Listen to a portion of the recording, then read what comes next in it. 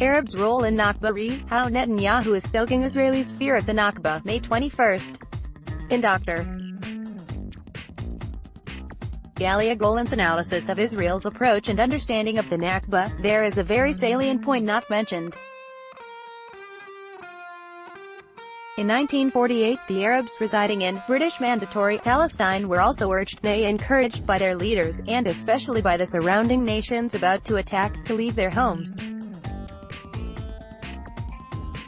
This advice was given on the premise that the defeat of Israel would be swift and they would then be in a position to return along with the invading armies. We've got more newsletters we think you'll find interesting. Click here. Please try again later. In the scheme of things, it might not add to our perception of the Nakba, but likewise it should not be avoided when analyzing its origins.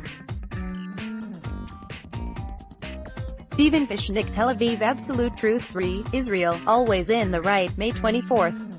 In his opening paragraph about local myths as absolute truths, which can only be swallowed if one has had a sufficient supply of absolute, Gideon Levy is so very sadly correct. We are told by Big B that Israel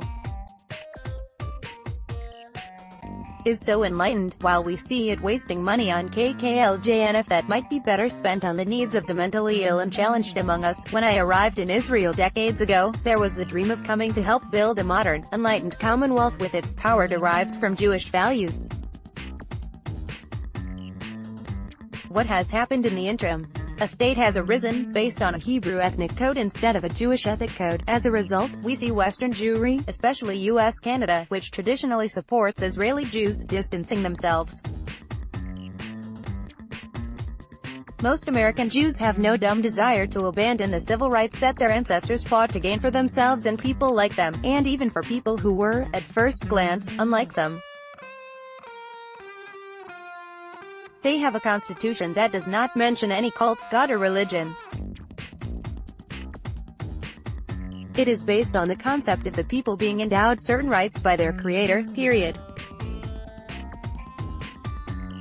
It includes some not-so-simple ways to amend it, abandon these real things for fanciful myths and to become lords over others. There is no drive. Some gals might like to emulate the Meghan Markle fairy tale, but she isn't doing it at the cost of Celts and Picts. A Big B regime, left or right, regardless of its gods, must have some absolute truths that are of mythological proportions. Thank you, Mr. Levy, for pointing out that anyone who questions these myths can never be right. ZHEVM. Freed Beersheba, not Teddy Kollek's initiative. Re, the time Jerusalem's mayor tried to convince Arafat to get Palestinians to vote, April 27. In the upcoming local elections for the Jerusalem municipality, there is a good chance that at least one Palestinian and/or Palestinian-Israeli party will enter the fray.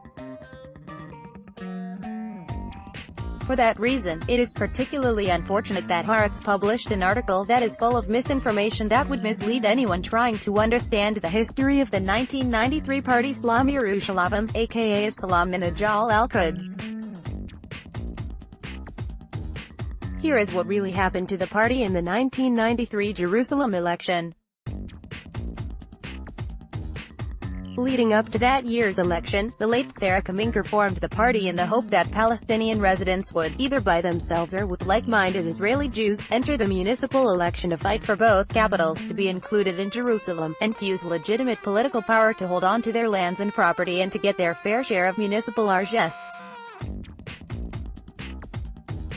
Some Palestinians were concerned that voting, even in this local election, would be interpreted as accepting Israeli sovereignty over all of the annexed city. The Haaretz article erroneously claimed that Mayor Teddy Kollek initiated or supported this party, which potentially threatened his Labour Party. In fact, the founding members were Chairwoman Kaminker and those she invited, Dr. Moshe Amirov, Deputy Mayor Dr. Lot Salzberger, Dr. Gershon Baskin, Professor Veronica Cohen, Dr. Shlomo Elbaz, and Hillel Bardin. Party members met repeatedly with leaders of Jerusalem's Palestinian population, who said they would vote only if Yasser Arafat gave his support. The party decided to meet exiled Chairman Arafat in Tunis to explain that if Palestinians did not gain power on the council, they would lose the little land still in their possession. Kaminker, Amirav and Bardan flew to Tunis to explain the land situation, armed with maps. The three returned to Jerusalem with no clear commitment from Arafat. Without getting many tens of thousands of votes from non-citizen Palestinian residents, the elections would not have yielded positive results.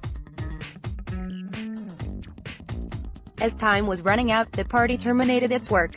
Professor Veronica Cohen, Dr. Gershon Baskin, Hillel Bardan, former members of Shalom Yerushalayim,